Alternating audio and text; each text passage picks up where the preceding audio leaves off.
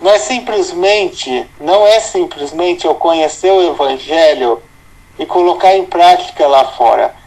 Lá fora é mais fácil, como eu já o disse, mas e dentro do lar?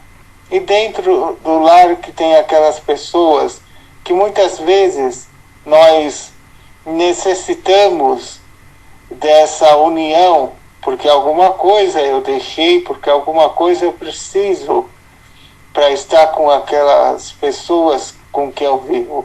E eu tenho que amar a minha família, eu tenho que praticar o Evangelho, eu tenho que compreender que a família é importante, né? Em primeiro lugar, a gente tem que pensar o seguinte: a gente tem que estar unidos, porque a gente vê tanta tragédia aí fora. Nós temos que dar bons ensinamentos dentro do lar, ensinar aqueles que precisam da gente, para que aqueles que precisam no hoje possam ensinar para aqueles que possam vir no amanhã. Não é verdade? Então, olha só, enquanto nós vivermos em guerra, quem está certo, quem está errado, ou quem deixa de estar certo, nós nunca vamos resolver os problemas que nós temos.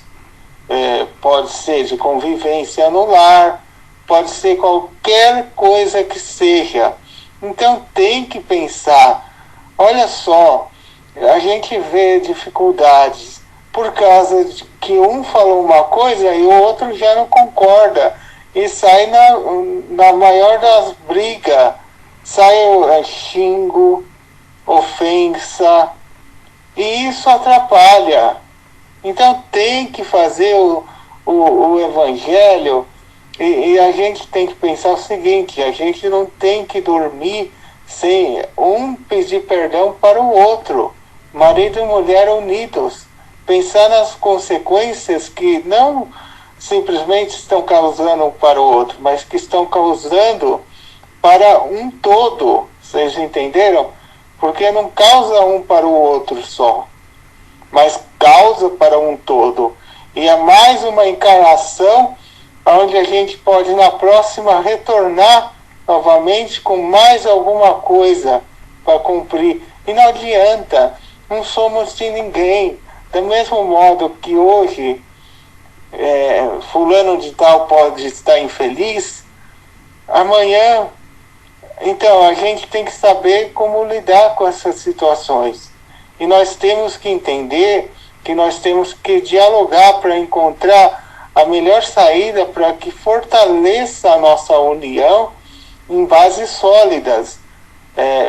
Procurar fazer coisas diferentes, procurar estar mais unido, mas nós temos que fortalecer. Se nós amamos aquela mulher, aquele homem, aquela pessoa que está unida com a gente, nós temos que fortalecer fazendo programas diferentes, sendo objetivos na questão, né? Nunca devemos colocar as nossas palavras de ofensa na hora que nós estamos nervosos, né? Nós temos que pensar tudo aquilo que eu falo, aqueles terceiros que estão ali, eles podem aprender. E daí, para tirar isso dos terceiros, vai dar dificuldade. Essa é a questão que a gente deve pensar. Que a gente é livre para fazer o que quer, mas a gente vai ter que ser livre para arcar aquilo que a gente está fazendo. Que a gente sabe que a gente tem a necessidade de estarmos passando por provas difíceis ali no lar, e que não é abandonando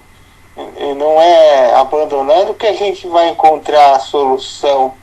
Simplesmente é exercitando o Evangelho e se acalmando na hora mais difícil, é orando e vigiando, porque muitas vezes a gente vai fazer coisas das quais a gente pode se arrepender, né?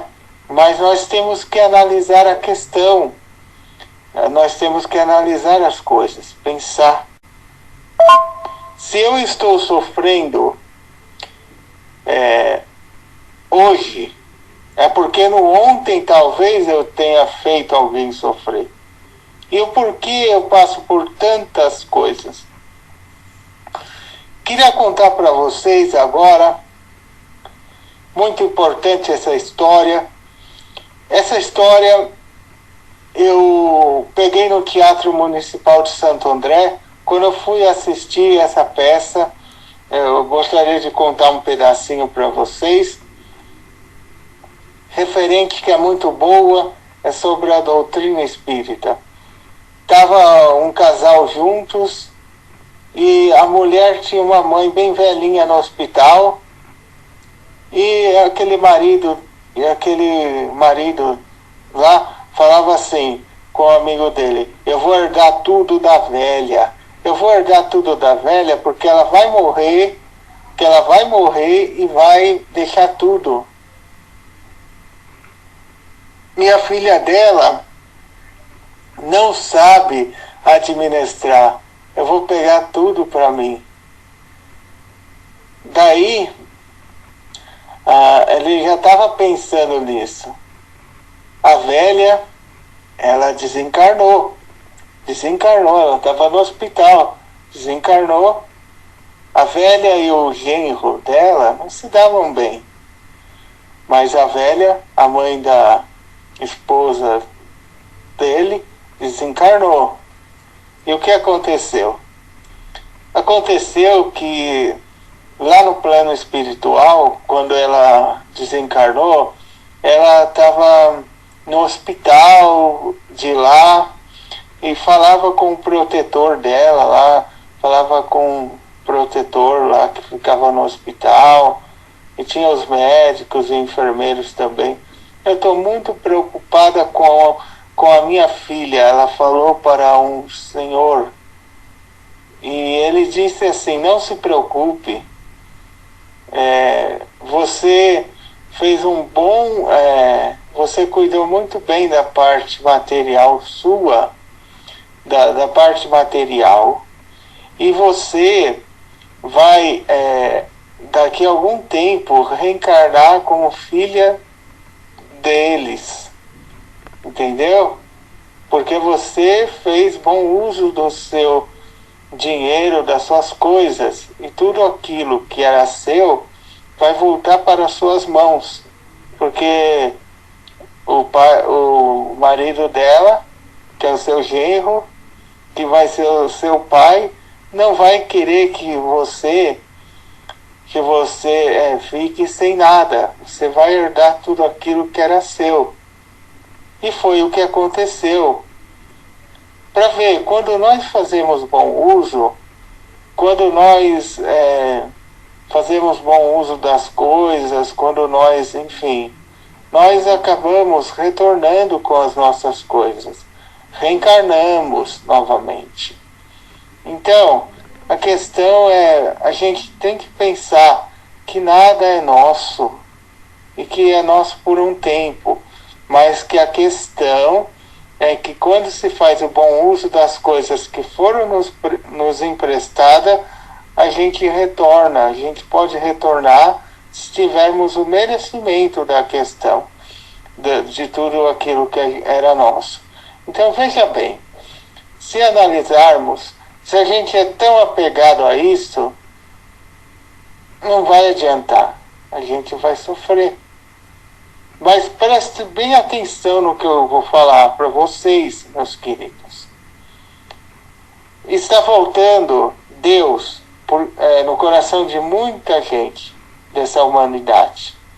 Nós vemos coisas muito dolorosas que estão acontecendo. Porque é uma guerra por causa de dinheiro, de coisa material. Então deveríamos exercitar melhor o Evangelho, deveríamos fazer diferente, deveríamos pensar diferente, deveríamos agir diferente, muitos espíritos rebeldes que reencarnam.